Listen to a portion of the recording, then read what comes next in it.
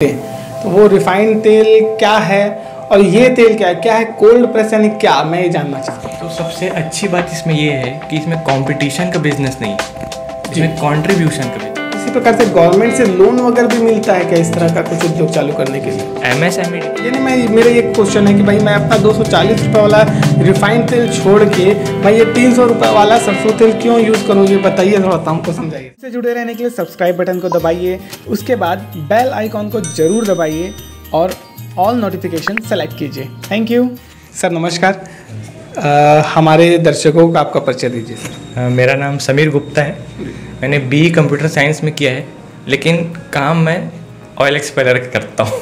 ये जो cold press oil का हम काम देख रहे हैं, कोल्ड प्रेस मिल आप चला रहे हैं, तो ये कोल्ड प्रेस मिल चलाने का आपको ध्यान कैसे आया सर, कैसे आइडिया है कुछ? सर ये तो ध्यान तो मेरे को लॉकडाउन में आया था, लेकिन आइडिया इसका था कि जिम जाते समय हम लोग सोचते थे कि तेल क्यों बंद करा देते हैं लोग, घी खाना क्यों बंद करा देते हैं, लेकिन कभी ये नहीं सोचते थे कि कौन सा तेल कौन सा घी बंद करा रहे हैं। अच्छा। तो उस समय से थोड़ा सा रिसर्च का समय मिला लॉकडाउन में। अच्छा। तब थोड़ा सा आइडिया आया कि अब कर सकते हैं इसका बिजनेस। एक्चुअली क्या है, तेल हम लोगों को कहा जाता है कि तेल को नहीं खाना चाहिए, कैलोरी बहुत ज़्यादा होती है उसमें, पर ज़रूरी चीज़ ये है उसमें देखने की कौन सा तेल बंद करना है, क्योंकि मार्केट में जो तेल मिल रहा है ना वो एक रिफाइंड प्रकार का तेल है, और यहाँ कोल्ड प्रेस तकनीक से जो तेल निकाला जा रहा है वो एक शुद्ध तेल है, 100% शुद्ध यहाँ पर जो तेल है, जो हमारी बॉडी के लिए बहुत ज़रूरी होता है, जो हमारे हड्डियों में जोड़ होते हैं उनकी मूवमेंट के लिए कुछ ऑयल रिक्वायरमेंट होता है हमारी बॉडी के लिए, इसलिए ये जो तेल होते हैं बहुत इंपॉर्टेंट होते हैं। तेल को छोड़ना कम्प्लीटली एडवाइजेबल नहीं होता। अच्छा, तो नेक्स्ट मैं ये जानना चाहता जैसे आपने बताया शुद्ध तेल है या ऐसा, तो जो हम तेल खाते हैं इसको रिफाइंड तेल भी कहते हैं, तो वो रिफाइंड तेल क्या है और ये तेल क्या है कोल्ड प्रेस यानी क्या, मैं ये जानना चाहता हूँ। कोल्ड प्रेस मतलब एक तिलहन होता है जी, ऑयल सीड, उसको निचोड़ के उसमें से तेल निकालना बिना किसी एक्स्ट्रा टेम्परेचर को उस तेल को बर्बाद किए बिना। रिफाइंड में इसका बिल्कुल अपोजिट होता है। अच्छा, उसमें इतना गर्म किया जाता है तेल को 200 से 250 डिग्री के पार, अच्छा, जिसमें उस तेल में कुछ न्यूट्रिएंट्स ही नहीं रह पाते, बचता अच्छा, ही नहीं है उसमें कुछ ऐसा। अच्छा, तो उसमें उस जो तेल का जो बीज रहता है उसको गर्म करके या विविध प्रकार की तकनीक से तेल निकाला जाता है और टेम्परेचर उसमें इतना बढ़ जाता है कि उसका जो न्यूट्रिशन है वो ख़त्म हो जाता है। टेम्परेचर और साथ साथ केमिकल अब्यूज़ किया जाता है उसको, अच्छा, ताकि उसको साफ दिखा सकें, एकदम पतला कर सकें, कोई स्मेल मत आए। तो उस तेल में 0% कुछ रह पाता है तेल पे, जिसको तेल बोल सकें। अच्छा, यानी वो तेल जैसा दिखता है, तेल जैसा कोई गुण नहीं बचता उसमें। और कोल्ड प्रेस में क्या होता है सर फिर? कोल्ड प्रेस में वही ऑयल सीड को निचोड़ के तेल निकलता है बस। इसमें क्या गर्म नहीं करना होता है, क्या होता है? इसमें उतना ही गर्म करते हैं ताकि वो तेल छोड़ पाए बीज। अच्छा, उससे ज़्यादा गर्म नहीं किया जाता है। क्या इसके अंदर कुछ ऐसा एक्सपेलर वगैरह लगा हुआ है मशीन के? हाँ, मशीन में एक रोलर होता है जो गर्म होता है और ड्रम के बीच से उसका बीज निकलता है। अच्छा, तो इधर खली निकलती, इधर से तेल निकलता है। सर मुझे आप ये बताइए कि कोल्ड प्रेस ऑयल मिल जो डालने का आइडिया है, अगर कोई किसान करना चाहता है, मान लीजिए कोई किसान मूंगफली उगाता है, सरसों का तेल उगाता है और वो ये चाहे कि ये डालना, या कोई युवा है आपके जैसे वो चाहे करियर बनाना कि भाई हमको कोल्ड प्रेस्ड ऑयल के ऊपर ही काम करना है, तो इसके लिए ये आइडिया कैसा रहेगा? इस मशीन के बारे में पर्टिकुलर आप थोड़ा हमको बताइए। कोल्ड प्रेस मिल का क्या क्या फ़ायदा हो सकता है, ये हमको थोड़ा संभाल के बताइए सर। तो सबसे अच्छी बात इसमें ये है कि इसमें कंपटीशन का बिजनेस नहीं है, इसमें कंट्रीब्यूशन का बिजनेस। जितना हो सके हमको रिफाइंड तेल से आगे बढ़ना है जी। तो उसके लिए तो जितने लोग आगे आना चाहते हैं आ सकते हैं, बिल्कुल जितने लोगों को खोलना है। अगर आप इसमें देखें तो ये जो मशीन है घरेलू यूज़ के लिए भी आती है, कॉम्पैक्ट साइज़ की छोटी। अच्छा, उसको अपना घर में निकाल लिए, कुछ बीज का लाए, उसका तेल निकालना है तो वो भी यूज़ कर सकते हैं। ये तो कमर्शियल पर्पस के लिए हो गई। एक छोटी भी आती है। अच्छा, तो सर जैसे ये मशीन हम देख रहे हैं, ये मशीन कितने की है, क्या कैपेसिटी है, इसमें और क्या क्या अलग तेल के अलावा क्या क्या चीज़ें हमको मिलती हैं, उसका क्या यूज़ होता है वो थोड़ा बताइएगा सर। ये particular machine transportation cost GST जुड़ने के बाद 169 या 170 के आसपास पड़ती है। 1,70,000 जी, 1,70,000। तो क्या कैपेसिटी है सर इसकी? और 1 घंटे में 30 किलो बीज पेर सकते हैं। 30 किलो 1 घंटे में? जी। अच्छा, तो जैसे यानी कि अगर हम 8 घंटा एवरेज जो वर्किंग आवर है ये मान के चले तो 8 या 24 250 किलो चीज़ों का तेल इसमें से निकाल सकते हैं, है ना। 8 घंटे अगर हम चलाते हैं तो सर जैसे मेरे को बताइए कि अब जैसे शुरू में आपने बताया है कि बहुत ज़्यादा हम ऐसा ऑयल नहीं खींचते और ये सारी चीज़ें हैं जैसे रिफाइनरीज में होती है, तो इसमें कितना परसेंटेज का ऑयल निकलता है? जैसे मान लीजिए हम अगर ये जैसे हम देख रहे हैं सरसों है, सरसों का तेल है, अब मान लीजिए हम लोग 100 किलो सरसों लाए तो कितना लीटर उसमें हमको तेल मिल जाएगा सर? सर कम से कम 30% तेल निकलता है सरसों के पीछे। अच्छा। अगर वो तिलहन है तो अच्छा 30 to 45% भी जाता है। अच्छा मस्टर्ड की क्वालिटी के हिसाब से। अच्छा, और जैसे मूंगफली या तिल हम निकालना चाहें तो कितना परसेंट निकलेगा सर? सर मूंगफली में भी 30% मिनिमम और 60% मैक्सिमम ले सकते हैं। अच्छा, तो यानी मिनिमम जैसे 100 किलो भी अगर मूंगफली लेते हैं तो हम 30 लीटर तो उसमें निकल जाएगा, तो 100 किलो सरसों लें तो 30 लीटर सरसों तेल हमको मिल जाएगा। 30 तो मिलता ही है। अच्छा, और उसके ऊपर मिलना उसका पॉजिटिव पॉइंट है, समझ। अच्छा 30 तो मिलेगा ही कम से कम। अच्छा, तो सर जैसे हम अब ये सरसों की जैसे हम बात कर रहे थे तो ये तेल तो हमको मिल गया, अब उसके वेस्टेज क्या क्या होता है? सर इसका जो वेस्टेज मतलब एक खल बोलते हैं, खल। जी। खल का काम इंसान भी यूज़ कर सकते हैं उसको, और एक जानवर लोग के लिए तो बेस्ट चीज़ है ये। अच्छा। कैटल फीड के लिए बेस्ट इसलिए है क्योंकि जानवरों के लिए ये एक प्रोटीन का अच्छा सोर्स रहता है। जी। जो पहले ज़माने में जब हम लोग कच्ची घानी चलाते थे तो वहाँ का जो खल निकलता था तो फिर वो जानवरों को खिलाया जाता था, तो एग्जैक्ट ये वही चीज़ है। और मूंगफली वगैरह में क्या पीनट बटर से रिलेटेड भी कोई चीज़ है? हाँ, इसका मूंगफली का जो वेस्टेज है मतलब खल, उससे पीनट बटर पाउडर बहुत आसानी से बन सकता है। अच्छा, जैसे अगर मूंगफली का तेल अपन बनाए तो हमको एक खली मिल जाएगा, पीनट बटर के लिए भी हमको पाउडर मिल जाएगा, प्लस तेल मिल जाएगा। तो आप तेल बेचिए, खली बेचिए, पीनट बटर बनाएंगे, जो भी है वो एक अच्छे यानी कि 3-4 प्रकार के प्रोडक्ट हमको मिल सकते हैं एक ही चीज़ से। अच्छा ठीक सर। सर ये मेरे को, मैं जैसे इस मशीन को देख रहा हूँ, ये इसकी कॉस्ट तो आपने बता दी, अब क्या इसमें मेंटेनेंस क्या लगता है और ये थोड़ा सा बताएंगे सर? सर ये पहली बात 0 मेंटेनेंस है, ना इसमें जंग लगना है ना कुछ। लाइफ टाइम वारंटी के साथ आती है। लाइफ टाइम और मेड इन इंडिया है, बेस्ट चीज़ ये है। अच्छा, हाँ, मेक इन इंडिया, सही बात है। तो सर इसमें क्या हमको 3 फेज कनेक्शन चाहिए रहेगा क्या? नहीं सर, इसमें 2 टाइप का आता है। सिंगल फेज में भी चलती है, कोई दिक्कत नहीं है। अगर कमर्शियली आपको हार्डकोर कमर्शियल के लिए चाहिए तो 3 फेज ले सकते हैं आप। ये कौन सी मशीन है? Single phase. ये सिंगल फेज है, तो इसका बिजली बिल कितना आ जाता होगा सर? सर 1000 रुपये के तो अंदर ही आते हैं। अच्छा, चलिए, यानी 1000 रुपये के अंदर आपको पर डे 250 किलो भी लगभग आप तेल पेर लेते हैं तो काफ़ी है, 1000 रुपये के अंदर बिल आता है। ठीक है सर, ये बढ़िया है। ये बताइए कि जैसे किसी कोल्ड प्रेस ऑयल मिल डालनी है जी, तो क्या क्या इक्विपमेंट लगेंगे, कितनी जगह लगेगी, क्या क्या सारी चीज़ें लगेंगे, वो मुझे थोड़ा बताइएगा सर। इक्विपमेंट के नाम से एक ये एक्सपेलर मशीन लगेगा जी, एक फिल्टर प्रेस मशीन लगेगा जी, और 300 स्क्वायर फीट के अंदर जगह कम से कम। अच्छा, और जैसे ये छोटी वाली हम लगाते हैं तो हमको एक सिंगल फेस कनेक्शन में भी काम इतना हो जाएगा, घरेलू कनेक्शन में। पैकेजिंग और वो रॉ मटेरियल वगैरह कितना से शुरू करें सर? सर पैकेजिंग के लिए प्री सील्ड बॉटल आते हैं आजकल, 1 लीटर से लेके 50 लीटर तक जितना भी आपको चाहिए प्री सील्ड बॉटल आता है। अगर वो नहीं तो टीना तो चलता ही है। ठीक है, टीन जी, इससे हो जाएगा काम। सर जैसे क्या किसी प्रकार से गवर्नमेंट से लोन वगैरह भी मिलता है क्या इस तरह का कुछ उद्योग चालू करने के लिए? MSME डिपार्टमेंट से आपको अलग अलग टाइप की स्कीम बताई जाएगी, उसके अंदर 50% से लेके 100% तक पूरा कवर हो जाता है इसका लोन का पूरा। तो यानी MSME जो होता है मीडियम एंड स्मॉल जो इंडस्ट्रीज के लिए जो मिलता है, लघु एवं मध्यम वर्गीय उद्योग के लिए जो मिलता है, तो उसके तहत ये हमको लोन भी मिल जाएगा और जिससे हम ये चालू कर सकते हैं।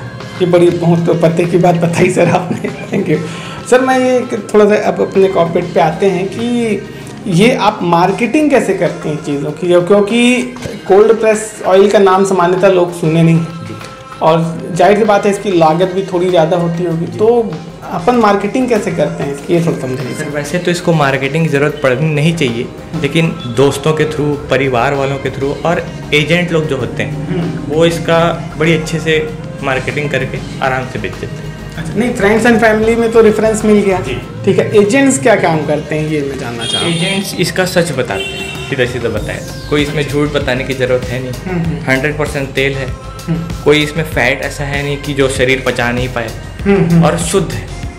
अच्छा, तो जैसे हमारे पास ये तेल तैयार हो गया, हमने एजेंट्स को कॉल किया, वो आए और आपके पास से माल लेके गए, वो वहाँ सेल करते हैं रिटेलर स्टोर्स में, और आपका जो भी लेन देन होता है वो होता है सर। तो क्या किसी प्रकार कोई तकलीफ होती है क्या सेल करने में? मैं ये जानना चाह रहा हूँ, यानी मेरे प्रश्न का ये मोटिव है कि हम बेचेंगे कैसे, यानी कोई तकलीफ होती है क्या? लोग अगर समझे ही नहीं कि भाई क्या कोल्ड प्रेस, हम नहीं समझ रहे हैं, इतना महंगा है तो सस्ता है, ऐसा तो कोई दिक्कत नहीं सर? नहीं सर, अगर कोई तकलीफ आ भी रही है तो आप इसको डायरेक्ट ऑनलाइन बेच सकते हैं।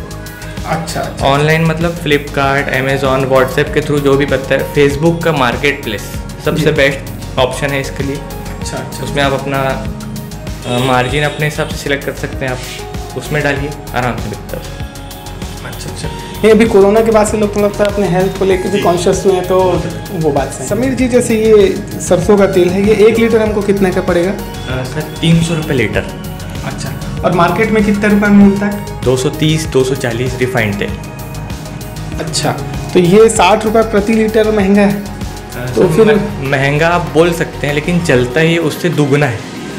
वैसे तो ये गाढ़ा रहता है। अच्छा, इसको जब आप गर्म करने चढ़ाएंगे कढ़ाई में तो वो फैलता है। अच्छा, डेंसिटी अपनी ब्रेक होती है, तब इसमें आप खाना बना सकते हैं। मतलब अगर मान लो रिफाइंड तेल आपको 4 चम्मच लगता है जी, तो ये 2 चम्मच लगेगा। अच्छा, तो यानी कि एक प्रकार से पैसे की बचत ही है। प्लस इसकी क्वालिटी के ऊपर आप कुछ बताना चाहेंगे, क्या क्वालिटी है फ़र्क में? मेरा एक क्वेश्चन है कि भाई मैं अपना 240 रुपये वाला रिफाइंड तेल छोड़ के मैं ये 300 रुपये वाला सरसों तेल क्यों यूज़ करूँ, ये बताइए थोड़ा सा हमको, समझाइए जी सर। एक तो इसमें केमिकल, प्रिजर्वेटिव, एडिटिव्स कुछ भी नहीं डलता है। अच्छा, जो एक खाने की चीज़ को बर्बाद करने का काम करते हैं। जी, तो ये हर चीज़ से मुक्त है। इसमें किसी तरह का टेम्परेचर मिसबैलेंस नहीं किया गया है। जी, और किसी प्रकार से अब्यूज़ नहीं करते इसको। अच्छा, खराब शुद्ध है, पुराने तरीके से जो देसी तरीके से निकलता था उस तरीके से निकलता है। अब सर थोड़ा सा हम अपने बिजनेस में वापस आते हैं। आप मुझे बताइए कि सर जैसे क्या कॉस्ट अपनी आ जाती है, कितना % लगभग मार्जिन निकल जाता होगा अगर आदमी ये चालू करना चाहे तो क्या फ़र्क, कैसे क्या कुछ कमा पाता है, मैं ये जानना चाहता हूँ। जी सर, अगर सीज़न के बाद मतलब धान कटाई के बाद अगर लेते हैं रॉ मटेरियल तो आपको महंगा पड़ेगा जी। रॉ मटेरियल आपको महंगा पड़ा तो आपका मार्जिन कम होता जाएगा। ऐसी टाइम में आपको रॉ मटेरियल उठाना है बल्क में, जिससे आप अपना कॉस्ट कटिंग मार्जिन अपना बचा सकते हैं, प्रॉफिट। जैसे सर अपन मान लीजिए सरसों का ही बात कर रहे हैं, तो सरसों का जैसे सीजन चल रहा हो तब अगर हम खरीदें सरसों रॉ मटेरियल के तौर पे तो वो कितना रुपए क्विंटल मिल जाता होगा हमको? सर 90 रुपीज़ के आसपास मिलना चाहिए। नहीं, अगर सीजन चल रहा है तो सरसों का अगर सीजन चल रहा है तो तब कितना? तो सर 35, 40, 55 के अंदर ही मिलना चाहिए सस्ते के समय। अच्छा, 40 से 50, 55 रुपए के आसपास हमको किलो के हिसाब से मिल जाएगा। आप उसको ले लीजिए, स्टोर करके रख लीजिए और फिर अपने हिसाब से उसका ऑयल निकालते हैं। सर तो जैसे मान लीजिए हम लोगों ने 50 रुपए किलो के हिसाब से भी अगर सरसों खरीद ले, क्योंकि सरसों की बात चल रही है इसलिए सरसों का उदाहरण लेते हैं। 100 किलो सरसों अगर हम 50 रुपए के हिसाब से खरीदते हैं तो 5000 रुपये का तो सरसों खरीद लिए। फिर उस 5000 रुपये के सरसों से यानी 100 किलो के सरसों से कितना सरसों तेल निकलना चाहिए सर? सर गिरी से गिरी हालत में 30 लीटर सरसों तो निकलेगा उसमें से। अगर क्वालिटी आपको अच्छी मिल गई तो 50 लीटर हो 50 लीटर भी हो सकता है, 60 लीटर भी हो सकता है। अच्छा, गिरे से गिरे हालत में 30 लीटर तो निकलते हैं। अगर हम गिरे से गिरे हालत की भी सोचें तो 30 लीटर ऑयल 300 रुपये किलो के हिसाब, 300 रुपये लीटर के हिसाब से 9000 रुपये का तो ऑयल हो गया। प्लस उसकी खली वगैरह भी निकलती होगी तो वो फिर भी सेल होता होगा सर, वो कितने रुपए तक अपने को हो जाता है? सर खली का मार्केट 25 से 30 रुपये के आसपास जाता है पर केजी। अच्छा, तो लगभग 60 से 65 किलो इसमें खली निकल जाती होगी सर। 100 किलो में से 30 लीटर तो तेल निकल गया, बाकी 60-65 किलो वो निकल गया। मान लीजिए 60 भी निकला तो 30 रुपये किलो के हिसाब से अगर खली नहीं देखे तो 1800 रुपये की खली हो गई, तो खली बिक जाती है सर आराम से, आसानी से, कोई दिक्कत नहीं सर।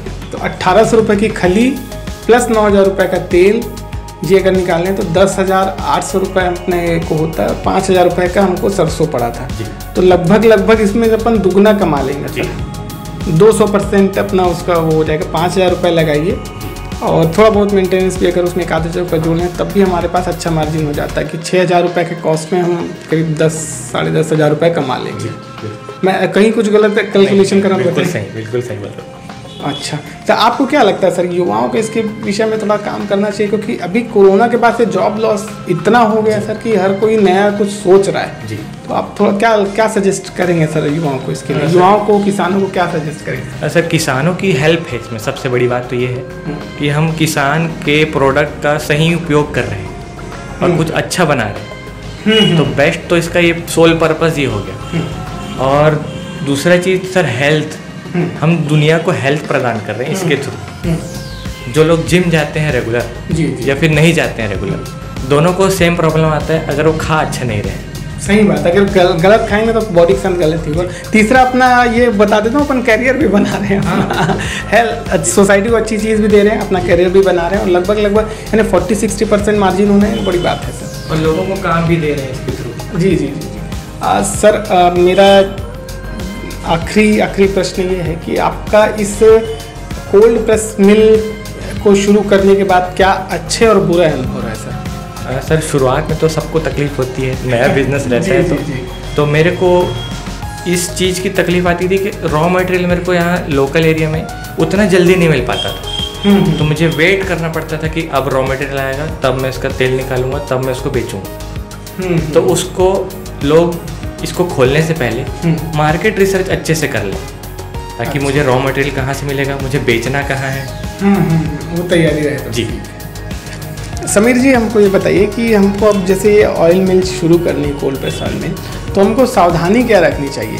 सर, मेन तो आपको टेक्निकल नॉलेज होना चाहिए मशीन को ऑपरेट करने का, और तेल के बारे में नॉलेज होना चाहिए कि तेल को कहाँ हम प्रिजर्व कर रहे हैं, कहाँ रख रहे हैं, कहीं वहाँ कुछ ऐसे धूप टेम्परेचर चेंज तो नहीं हो रहा है वहाँ, तो उससे उसका शेल्फ लाइफ बढ़ेगा अगर अच्छे से रखते हैं तो। अच्छा, तो क्या बाहरी भी ऐसे चीटी वीटी का भी खतरा वगैरह रहता है क्या? सर, खुले में रखने से थोड़ा सा प्रॉब्लम आएगा। अच्छा, बाकी ऐसा एकदम बहुत टेक्निकल सावधानी और ऐसा की ज़रूरत तो नहीं है, केवल स्टोरेज को स्टोरेज और टाइमिंग का ध्यान रखिएगा। अगर आपने मैन्युफैक्चर कर दिया तो 2 महीने से ज़्यादा अपने पास ना रख के मार्केट में रोटेट करिए उसको। अच्छा, तो वो ज़्यादा बेहतर होगा। जी। वैसे शेल्फ लाइफ इसकी ज़्यादा होगी सर जी, सिंपल और रिफाइंड तेल से ज़्यादा होगी इसकी शेल्फ लाइफ, है ना? तो जब तक इसमें प्रिजर्वेटिव नहीं डलता जी, तब तक उसकी शेल्फ लाइफ आगे ही रहती है उससे। अच्छा, प्रिजर्वेटिव डलने के बाद ख़राब हो जाता है। अच्छा ठीक सर, इतनी कीमती जानकारी के लिए बहुत बहुत धन्यवाद। Thank you.